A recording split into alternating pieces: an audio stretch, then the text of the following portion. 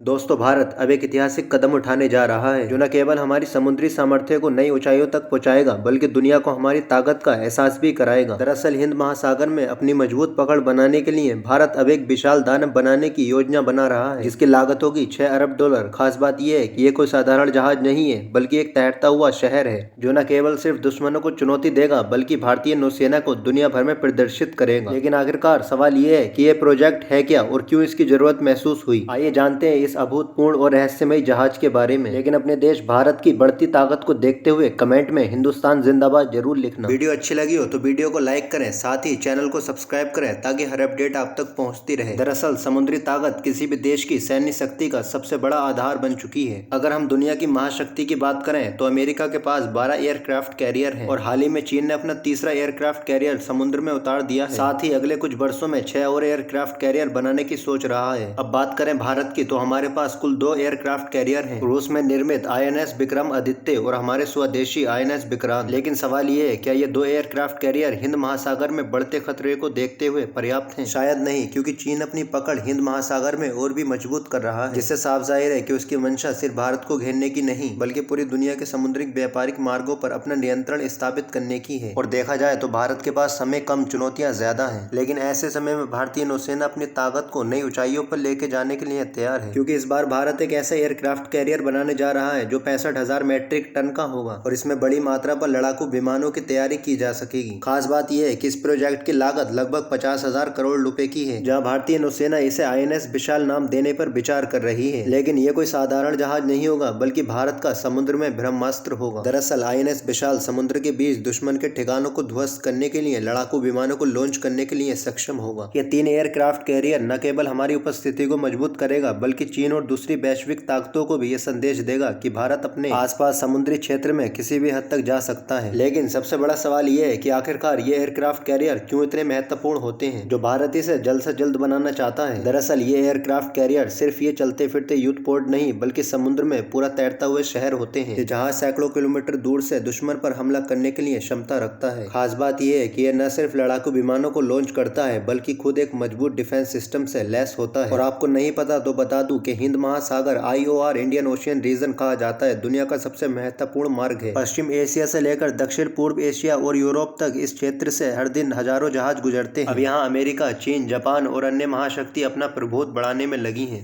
लेकिन इस बीच तीसरे एयरक्राफ्ट कैरियर की आवश्यकता पर भारत सरकार और भारतीय नौसेना के बीच कई बार मतभेद उभर कर आए। खास बात यह है कि यहाँ पर पूर्व CDS जनरल बिपिन रावत का मानना था कि भारत को एयरक्राफ्ट कैरियर की बजाय सबमरीन पर ध्यान देना चाहिए, क्योंकि सबमरीन समुद्र में छिपकर दुश्मन पर घातक हमला करने में सक्षम होती है। लेकिन आपको ये जानकर हैरानी होगी कि यहाँ पर भारतीय नौसेना की राय कुछ अलग है। दरअसल नौसेना प्रमुख दिनेश कुमार त्रिपाठी का कहना है कि एयरक्राफ्ट कैरियर सिर्फ एक युद्ध का साधन नहीं बल्कि रणनीति शक्ति है। यह न केवल मानसिक रूप से दुश्मन को कमजोर करता है बल्कि दुश्मन के दूर दराज के हिस्सों में भी भारत की ताकत का संदेश भेजता है। ऐसे में भारत के लिए तीसरा एयरक्राफ्ट कैरियर बल्कि आत्मनिर्भर के मिशन का भी अहम हिस्सा है। और देखा जाए तो INS विक्रांत हमें 23 साल लगे इसे बनाने में, मगर जब हमने इसे जल में उतारा तो ये हमारे लिए गर्व का क्षण था। अब भारत में INS विशाल को बनाने की योजना तैयार की जा रही है और उम्मीद है ये अगले 10 सालों में पूरा किया जाएगा। ये प्रोजेक्ट सिर्फ हमारी नौसेना नहीं बल्कि पूरी स्वदेशी निर्माण की हमारी शक्ति और तकनीकी क्षमता भी दुनिया के सामने लाएगा। INS विशाल का निर्माण न केवल हमारी सुरक्षा को नई ताकत देगा बल्कि ये भारत की आत्मनिर्भरता और वैश्विक ताकत के रूप में हमारी पहचान को मजबूत करेगा। लेकिन दोस्तों, आपको ये जानकर हैरानी होगी कि जहाँ एक तरफ भारत अपनी समुद्री ताकत को बढ़ा रहा है, वहीं हाल ही में पाकिस्तान ने चीन से 40 J-35 फाइटर जेट खरीदने की योजना को मंजूरी दी है। यह अत्याधुनिक विमान अगले 2 वर्षों में पाकिस्तान को सौंपे जाएंगे। वहीं बात करें चीन के J-35 की तो ये फाइटर जेट चीन के J-31 का नया वर्जन है जिसे विशेष रूप से एक्सपोर्ट के लिए डिजाइन किया गया है, जिसमें अगली पीढ़ी के एवियोनिक्स और स्टील तकनीक का इस्तेमाल किया गया है। और देखा जाए तो ये विमान पाकिस्तान के पुराने अमेरिकी F-16 और फ्रांसीसी महराज को बदलने के लिए तैयार किए गए, जो चीन द्वारा किसी भी मित्र राष्ट्र को 5th जनरेशन फाइटर जेट्स का पहला एक्सपोर्ट होगा। जिसको लेकर चीनी विशेषज्ञों का दावा है कि इन विमानों की डिलीवरी के साथ पाकिस्तान की आसमानी ताकत में भारत से करीब 12 साल की बढ़त हो जाएगी। अगर ये दावा सच होता है तो भारत को कड़ी चुनौतियों का सामना करना पड़ेगा। कहा जा रहा है कि पाकिस्तानी वायुसेना PAF ने पहले ही J-35 के लिए चीन में अपने पायलटों को तैयारी करानी शुरू कर दी है।